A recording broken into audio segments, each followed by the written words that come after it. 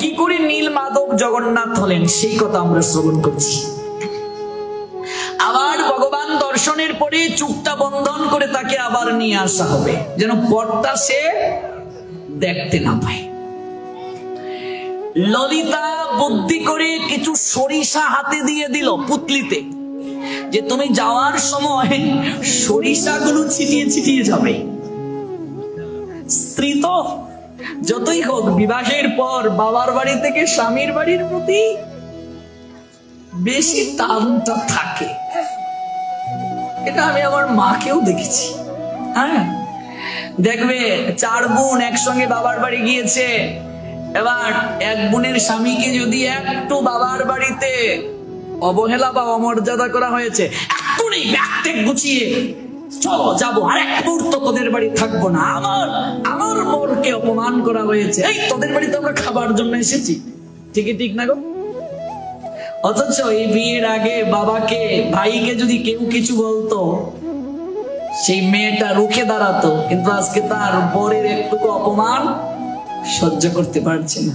এটা শুধু আমরা নয়, যে মায়ের মন্দিরে শ্রবণ করছি সেই মহামায়া পর্যন্ত সহ্য করতে পারলেন না। এই মহামায়েরই তো একটা রূপ সতী, তিনি পর্যন্ত সহ্য করতে পারলেন না তার স্বামীর অপমান। যে স্ত্রী স্বামীর অপমান সহ্য করে সে আবার অর্ধাঙ্গিনী হয় কি করে? বাবা দক্ষ মহারাজ অপমান করলেন, শ্মশানচারী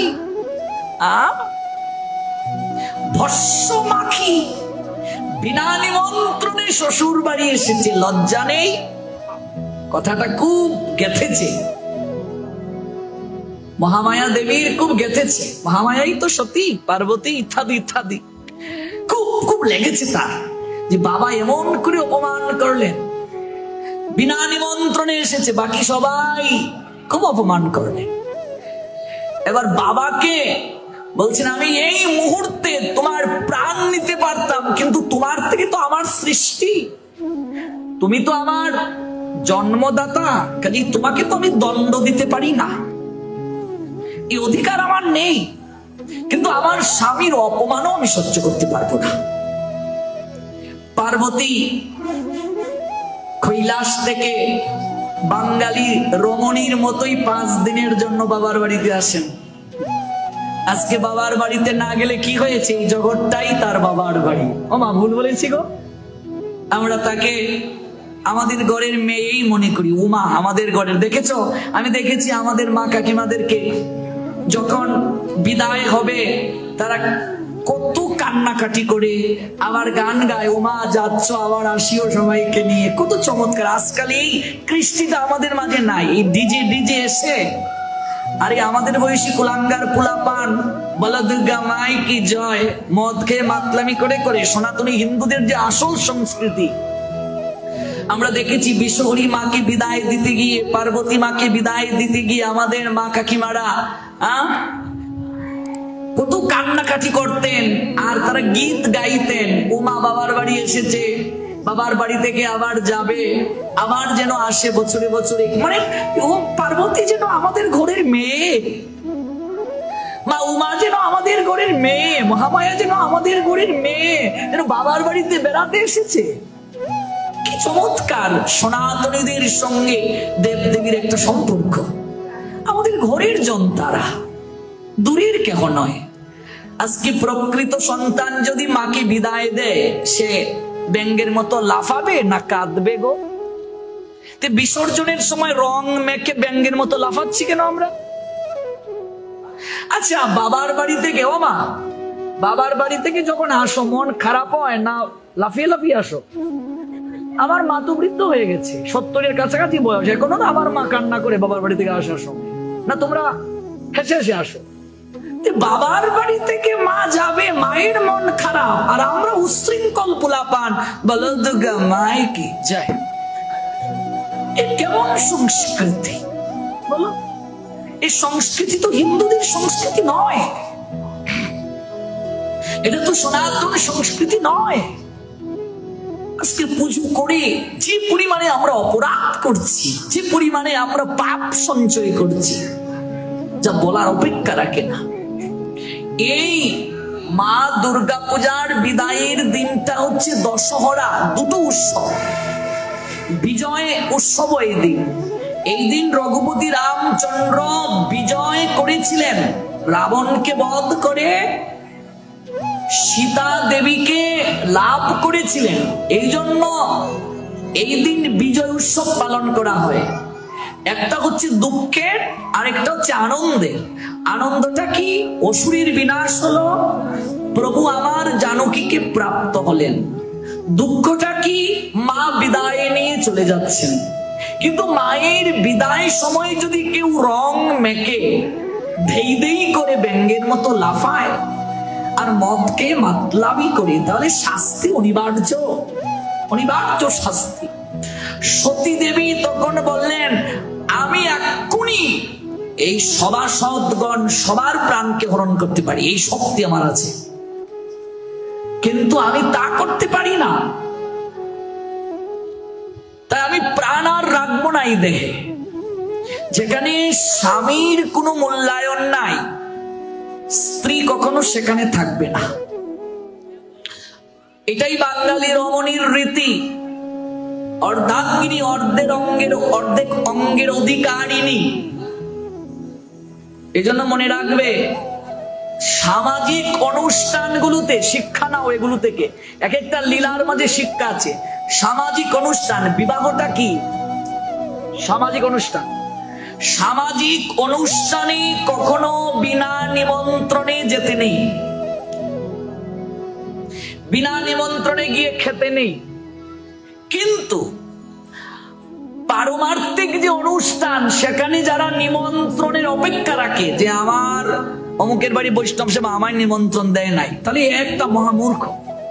যে অমুকের বাড়ি সাধু এসেছে, আমায় নিমন্ত্রণ দেয়নি তাই যায়নি। যে অমুক জায়গায় ভাগবত পাঠ, আমি নিমন্ত্রণ পাইনি। ওরে বাপরে, এখানে আমি যাব নিজের কল্যাণের জন্য, এটা আমার নিমন্ত্রণ কি? এটা আমি আরো 10 জনকে নিমন্ত্রণ দিয়ে নিয়ে যাব শোনা মাত্রই। এখানে নিমন্ত্রণ দরকার নাই, বরং আরো বেশি কৃপা হবে। কিন্তু সামাজিক যে অনুষ্ঠান, বিবাহ বার্ষিকী, বিবাহ, শ্রাদ্ধানুষ্ঠান,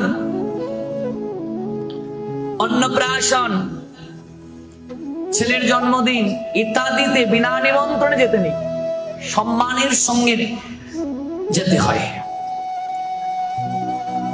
সতী দেবীকে মহাদেব বলছিলেন যে তোমার সকল ভগিনীদেরকে নিমন্ত্রণ দেয়া হলো, তোমার বাবার বাড়ি থেকে তো নিমন্ত্রণ দেয়নি, তো বিনা নিমন্ত্রণে আমরা যাব?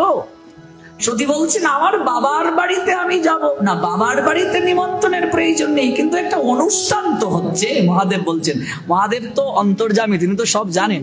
তা আমার দেবী পার্বতী কি অন্তর্যামী না? তিনি অন্তর্যামী। এই লীলাগুলো করার উদ্দেশ্য জগৎকে শিক্ষা। গেলেন, কি অপমানটাই না করা হলো। দক্ষ মহারাজ কি অপমানটাই না করলেন। যে অপমান সহ্য করতে না পেরে সতী প্রাণ ত্যাগ করে ফেললেন। আর কতটা মহাদেব সতীকে ভালোবাসতেন, তার দেহটাকে নিয়ে নৃত্য করতে শুরু করলেন। একেবারে কি বলবো, প্রাণ রাখার সঙ্গে সঙ্গে মহাদেব যেন পাগল হয়ে গেছেন।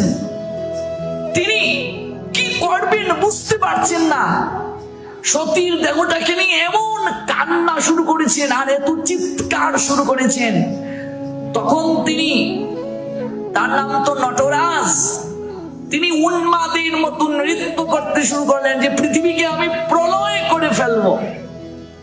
এবার ভগবান নারায়ণ দেখলেন সর্বনাশ, এই ভূমণ্ডল ধ্বংস হয়ে যাবে মহাদেবের তাণ্ডবে।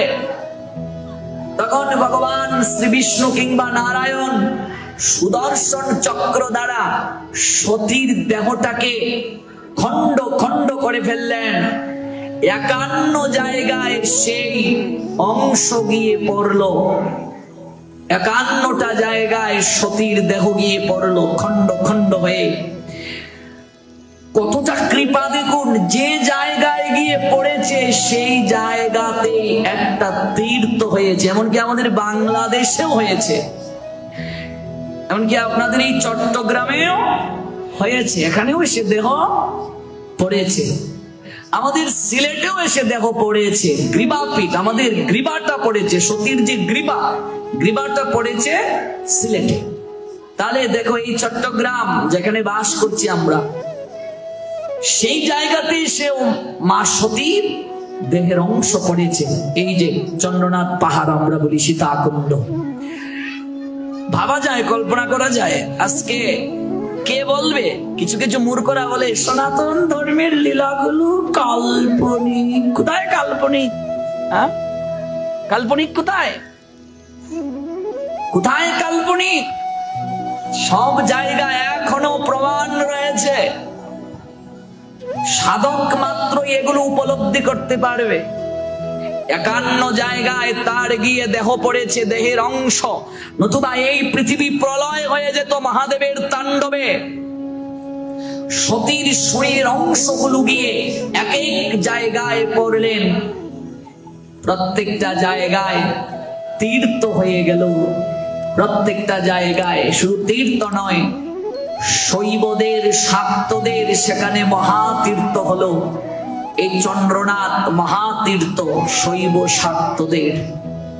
এখানে এসে সতীর শরীর অংশ পড়ল। সতী তিনি পার্বতী, তিনি দুর্গা, তিনি উমা, তিনি কালী, তিনি কখনো বা উগ্র চণ্ডী, তিনি কখনো বা মঙ্গল চণ্ডী, তিনি কখনো বা বিপদ নাশিনী, তিনি কখনো বা মঙ্গলেশ্বরী। এক এক সময় এক এক রূপে তিনি লীলা বিলাস করেছেন। কখনো তিনি সুরেশ্বরী, কখনো তিনি সুমেশ্বরী। এক এক সময় এক এক রূপে জগৎকে তিনি কৃপা করেছেন, লীলা বিলাস করেছেন এবং জগৎ জীবকে শিক্ষা প্রদান করে গিয়েছেন।